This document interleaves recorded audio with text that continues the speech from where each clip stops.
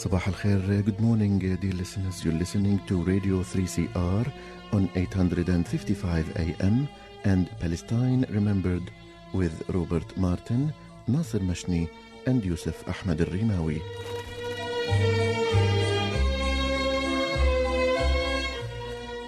Palestine Remembered is Australia's only English-language radio program that is totally dedicated to Palestine. We'd like to welcome those listening on 855 and those that will join us on podcast at 3cr.org.au.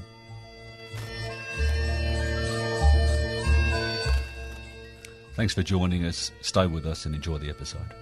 On today's show, we commemorate 28th anniversary of the Ibrahimi Mosque massacre carried out by rabid, fascist, Zionist, American Jew Baruch Goldstein, who entered the mosque with a machine gun and brutally murdered 29 Palestinians whilst they were praying. 6 of those 29 were children, 125 others were injured. Baruch Goldstein was a member of the Jewish Defense League, an outlawed terrorist organization in the United States. He was also part of the Kach group in Israel, which was also a terrorist organization. The latest iteration of that Zionist, fanatic, racist movement is Itamar Ben-Gvir, who's in the Knesset and is a thoroughly hateful man. He has a picture of Baruch Goldstein in his office.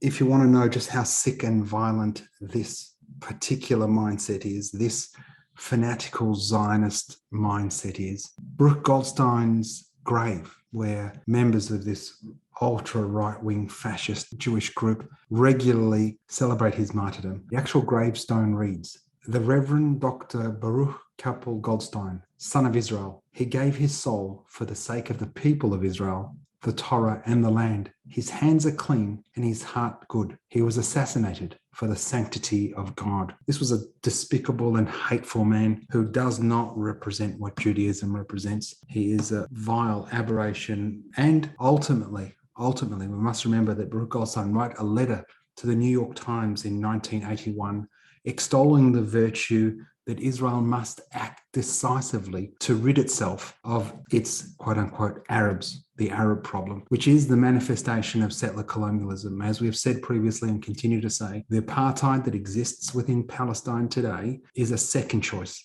for a settler colonialist mindset as Zionism.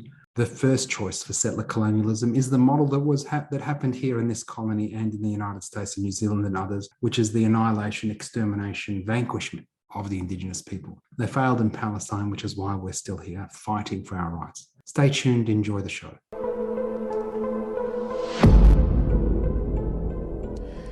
On February 25th, 1994, Jewish Israeli terrorist Baruch Goldstein, along with other settlers from Kiryat Arba settlement near the Palestinian city of Hebron, perpetrated one of the worst massacres against the places of worship.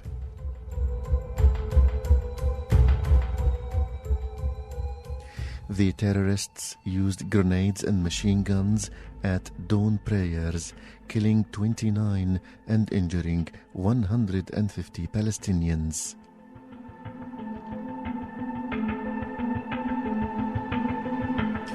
On the 25th anniversary of this horrendous massacre, Nasser, Robert and I have spent long hours to reproduce in English one of the award-winning documentaries which was dedicated to the Ibrahimi Mosque massacre.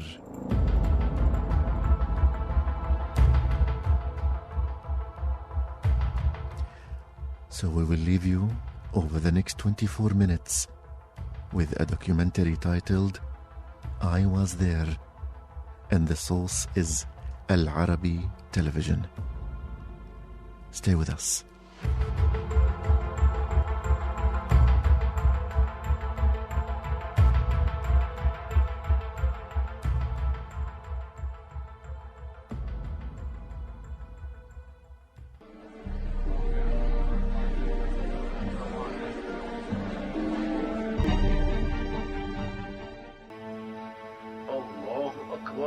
The Ibrahimi Mosque massacre.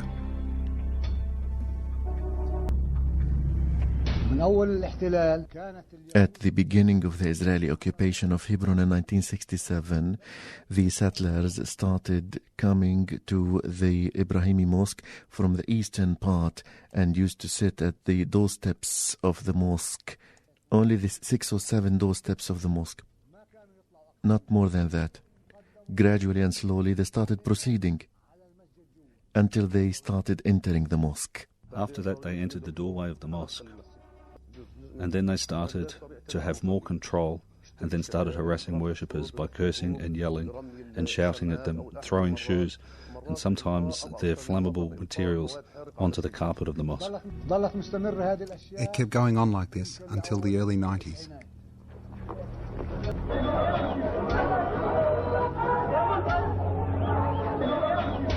كان أخوي صغير كان في أخ صغير يلعب حوالين الحرم. One day my younger brother was playing around the mosque and he came home and told us that the settlers are drafting on a paper, something on a paper, and they are planning for something.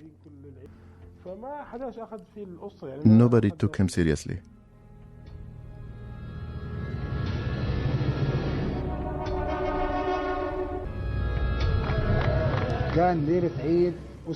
On one of their holidays, the Purim holiday, they banned us from entering the Izhaqiyya court of the mosque.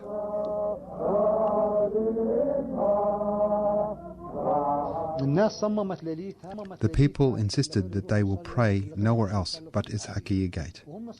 They determined they would not allow us. There were later clashes between us and the settlers. And then the IDF interfered.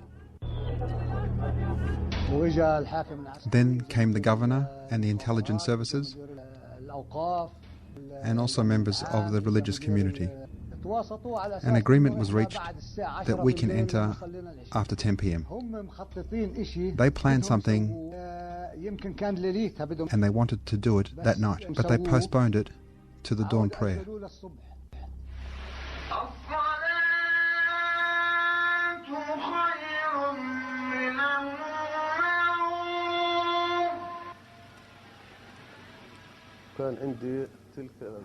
It was my turn to lead the prayers and the study after the prayers.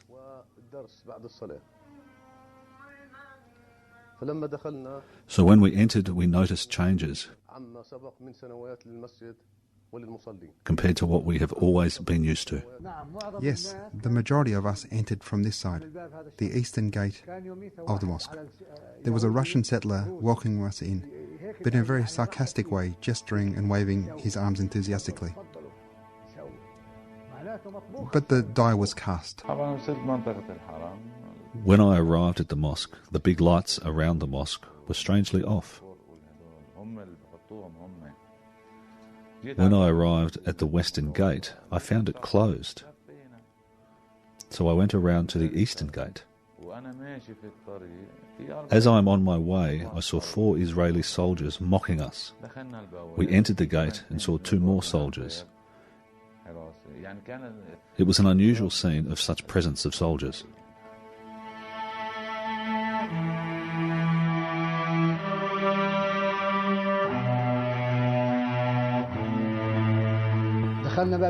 We entered from the Solomoni gate between Ishaqiyya and Yaqubiyya gates. There were 3 soldiers and 4 or 5 settlers behind them. The soldiers were like a barrier separating us from the settlers. All these were pieces of an unusual puzzle. The prayer commenced. I was in the second last row. Behind me was a row of children. During the reading of the Fatiha chapter, as the Imam was completing the chapter, we said Amin. I heard a voice speaking in Hebrew. This is going to be your end, not ours. The Imam started reciting another Quranic chapter. As we were about to kneel to the ground, The settlers thought we were going to only bow, but we kneeled. Our heads were on the ground. The settlers threw the first grenade. Had we only bowed, we would have suffered many more injuries by exploding in our faces. It was like an earthquake. We called it the earthquake of the Abrahamic term.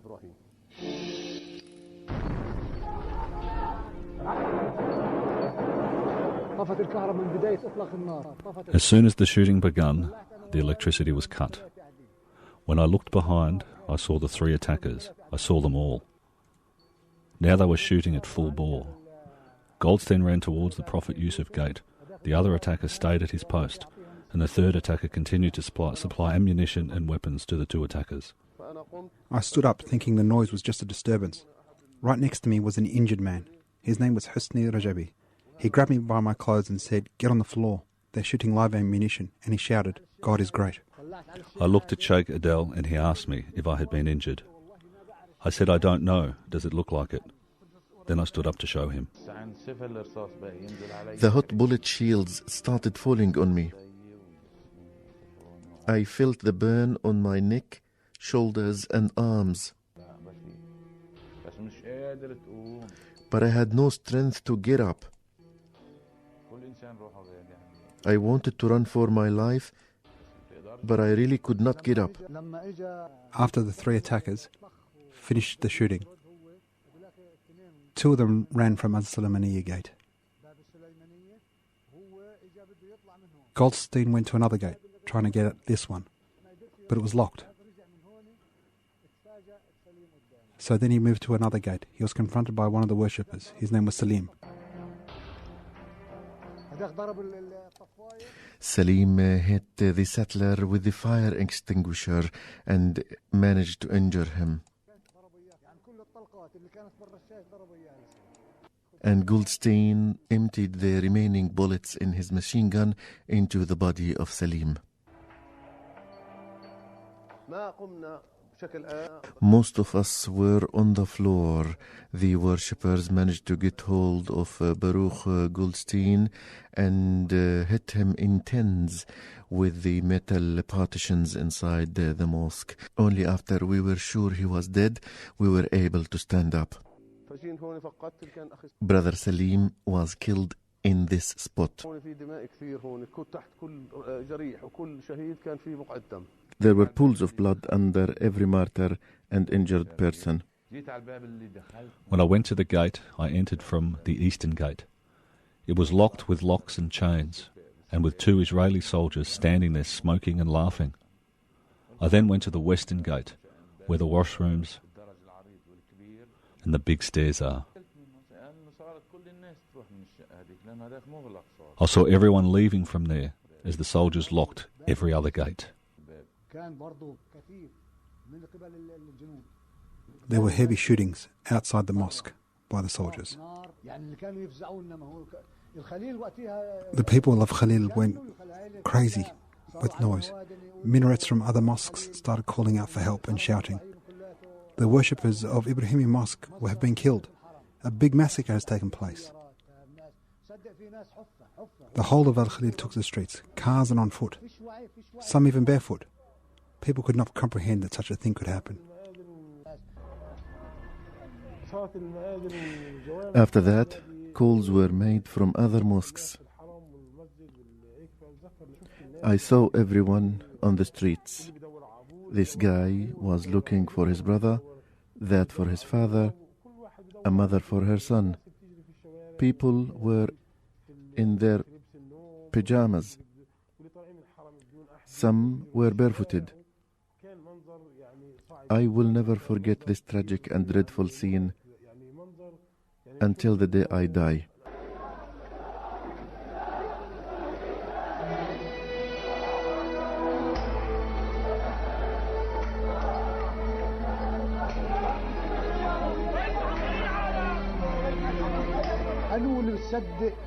Who can believe that a person with even a single atom of humanity can open fire on worshippers? It's beyond belief and comprehension. Even if you unleash animals or beasts on worshippers, They will not attack like this. I was running between the dead and injured. We had to put 4 or 5 people in one car to take them to hospitals, not knowing whether they were injured or dead.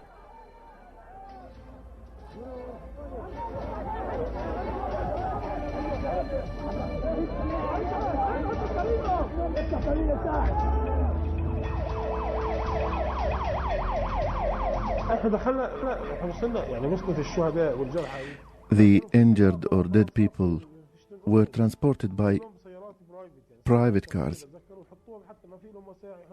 There was no ambulances. I saw martyrs stacked on the bonnet. There was no room.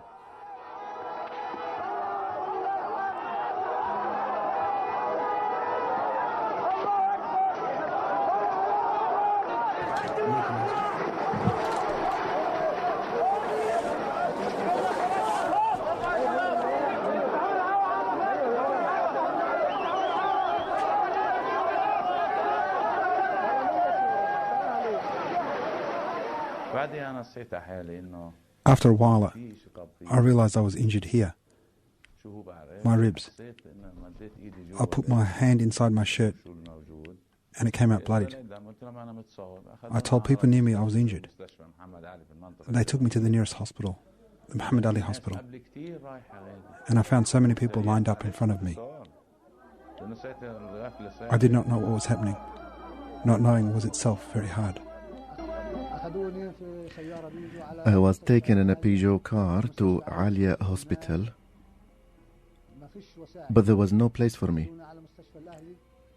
They then took me to Al Ahli Hospital and managed to just stop the bleeding. After that, I was taken to Maqasid Hospital in Jerusalem.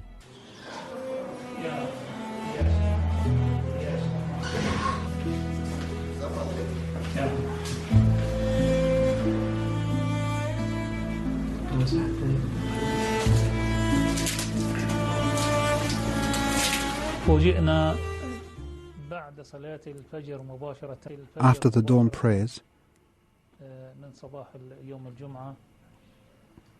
on Friday, we were surprised to see 2 children brought to the hospital around 12 years old.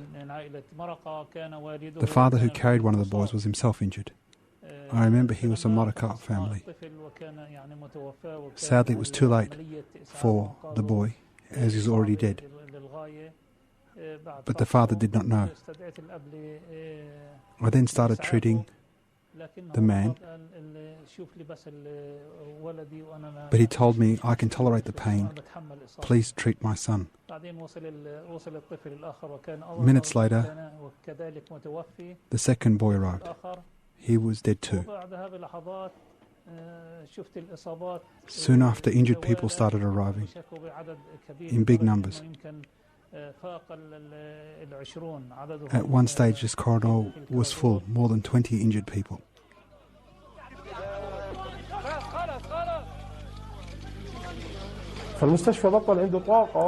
The hospital reached its full capacity to treat patients within minutes. I remember Ali Hospital ran out of oxygen cylinders. To complicate things, it was still after hours and most of the medical staff were not there. I remember some of the injured people died waiting to be treated. We could do nothing.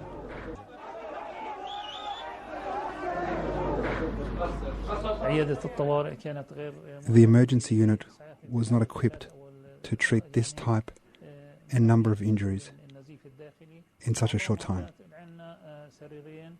There are only 2 beds. We had to start treating people as they lay on the floor.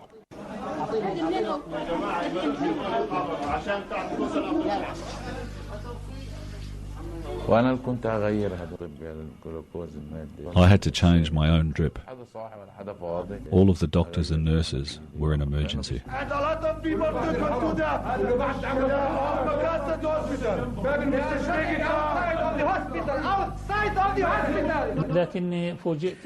To my surprise, I found out some injuries took place outside of the Ibrahimi Mosque, near the hospital, after they donated blood. The killing was at the hands of the Israeli soldiers.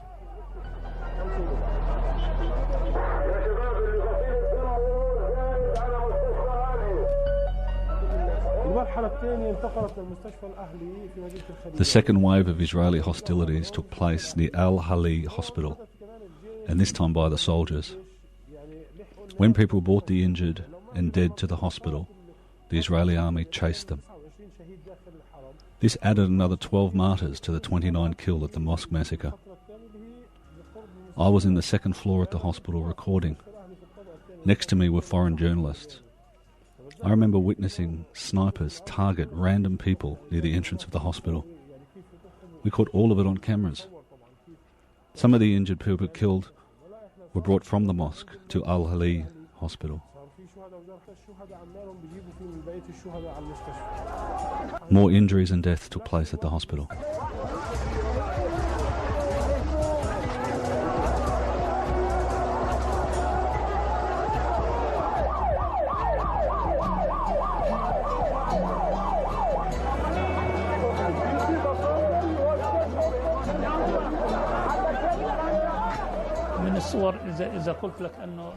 I can tell you the hospital and its vicinity were full of people.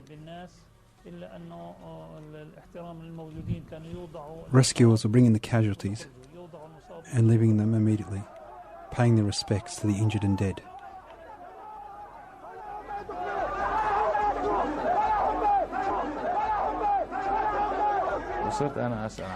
I then started asking about my family. I told the people around me, I have a brother called Sufyan, another brother called Marwan, and my father Barakat. I also have a sister among the worshippers. Has anyone seen them? They told me, no one knows anything. The hospital was in chaos. No one knows or understands anything. I didn't know that the doctors were trying to save my brother in the very next room. I had no idea.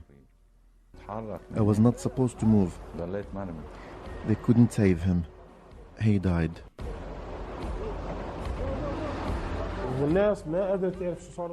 People didn't know if their relatives were alive or killed.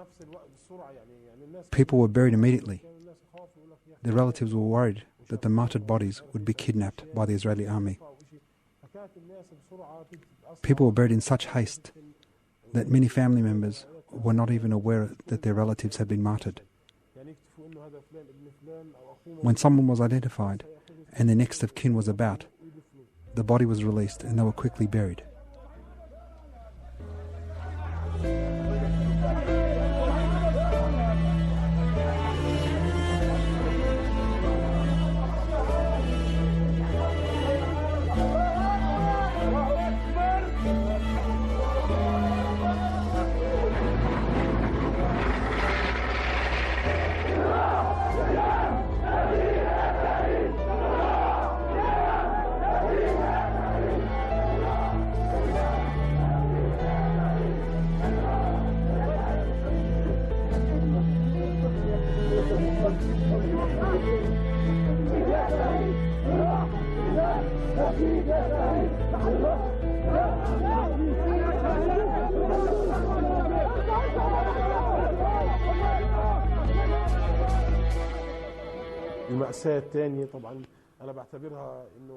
The second tragedy was the formation of the Shamgar Investigation Committee by Israel.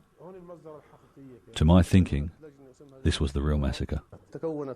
Israel formed the Shamgar Committee. A few months later, they closed the mosque for 6 months.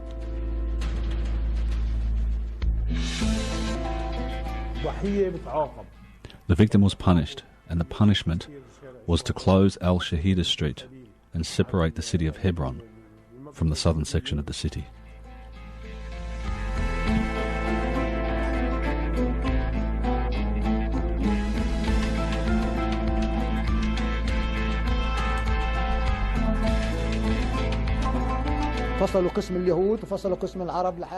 The Shamgar Committee sanctioned a peace for the Jews and a peace for the Arabs.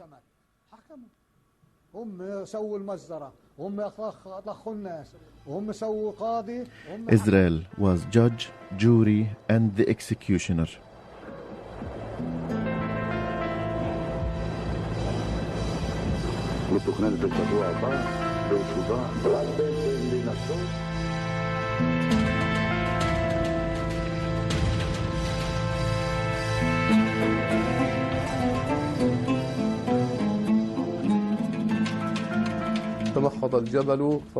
The absurdity.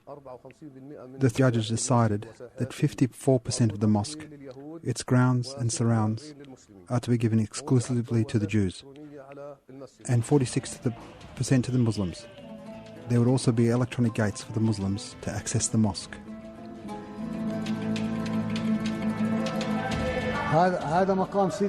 This is the tomb of the Prophet Ibrahim, peace be upon him. The area over there is Yaqubiyya. It's called Yaqubiyya. It's Israeli now. They took it, of course. They took it from the Muslim Palestinians. And here, now you can hear them singing and chanting. This is a disco for them now.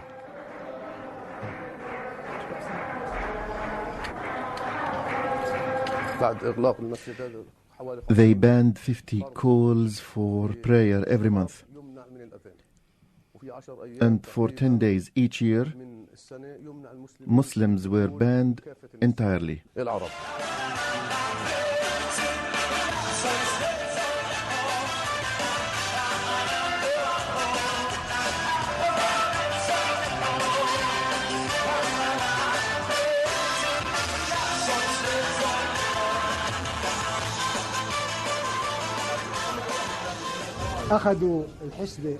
They took the old vegetable market.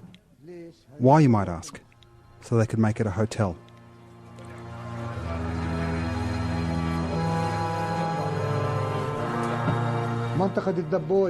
The area of Daboya, they took it.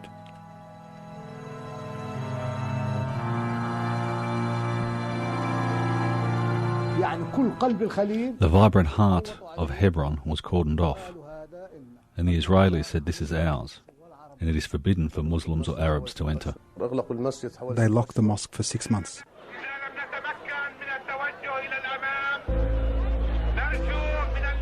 If we cannot move forward, please brothers, head right. We will continue until we reach the mosque, peacefully.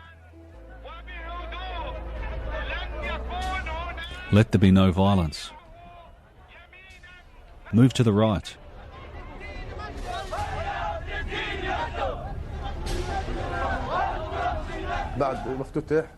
After the mosque was opened, I was the first to pray in the mosque.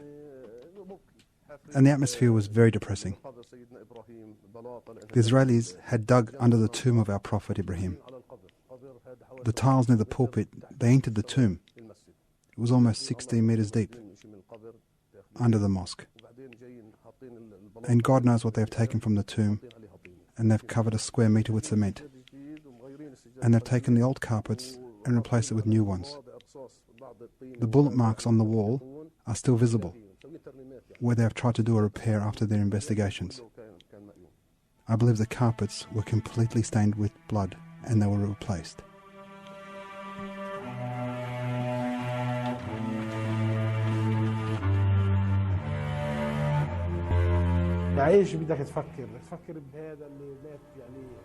What are you going to say? Are you going to think about this man who died in his father's lap? What are you going to speak about? Stories that have no start or an end.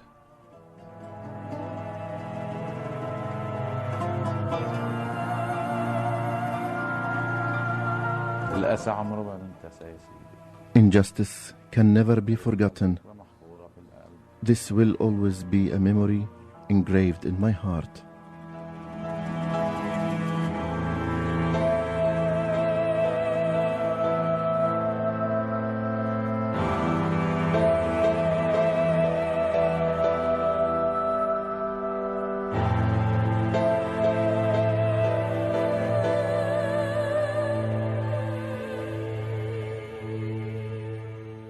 Thanks for listening. Be sure to share the podcast, tell your friends, and remember, there's never been a better time for a free Palestine.